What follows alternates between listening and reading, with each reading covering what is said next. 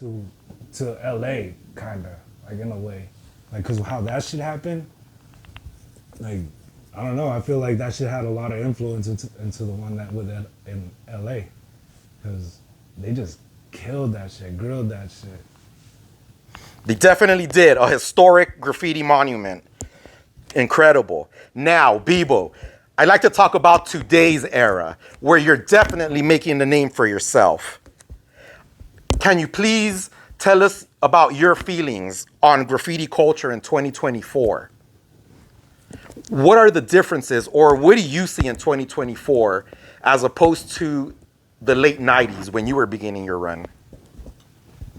The difference is social media, man. Like it's really a different game now. Like you don't really got to get up all crazy all around the city to really be known. You just got to do some cool shit and post it.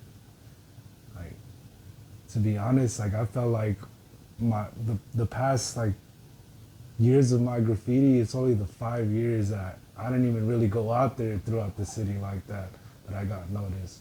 But before, I felt like I was all around the city, tagging on everything I fucking can and shit. I got no recognition. You know, I got little pictures here and there and shout outs here and there.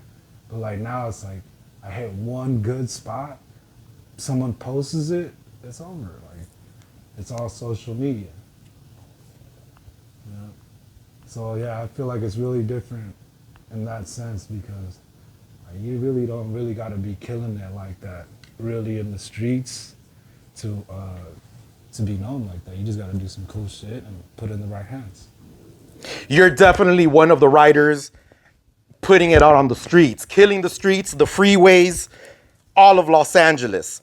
Are there any other writers in this era that you enjoy seeing on the streets while you're out writing? I love seeing old heads come back. I love that shit. It's like, oh shit, you still doing that? I remember seeing you when I was growing up. And like people that are still doing it, I shout out to them, man. Yeah. You've had a long career. Can you please name some of the female writers in Los Angeles that you've seen throughout the years? Do any come to mind? Let's see. Not at the top of my head. But like all the old school ones, yeah, hell yeah, Spunna. Spunna, man, shout out her, man. She's still sick, man. Back then, I didn't even know it was a girl. Like she had a style that was like sick, like block. Like she'll get up in Modoc like it was somebody I saw growing up, and like their style is sick. Shout out Spunna, man. She's like one of the girls or women that kills it, like still to this day. Up to this point in your career, who would you say has been your biggest influence in graffiti? Has there been any writer who you've just followed their career that inspired you to maybe be better than or just as good? Not really. Like I take what I like from all the artists. Like, even if I don't like you, but I'm gonna take something from you. Up to this point, what do you feel has been your biggest accomplishment in graffiti?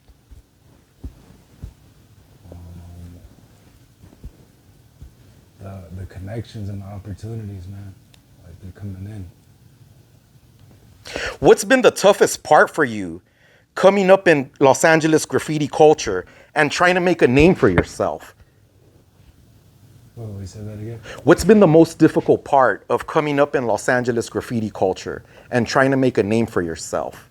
The cost of living. Everything's expensive, like housing, fucking like just everyday life. Like while trying to do this shit that you like doing and trying to break free from all that shit. I think that's... Do you wish you could have done anything different in your graffiti career? What would you change? I wish I would have made better choices as a young kid. Like I wish I would have fucking learned different things to help me now at a young age, so I don't have to struggle as much and know that it's gonna get me to a certain spot if I don't do it. Yeah.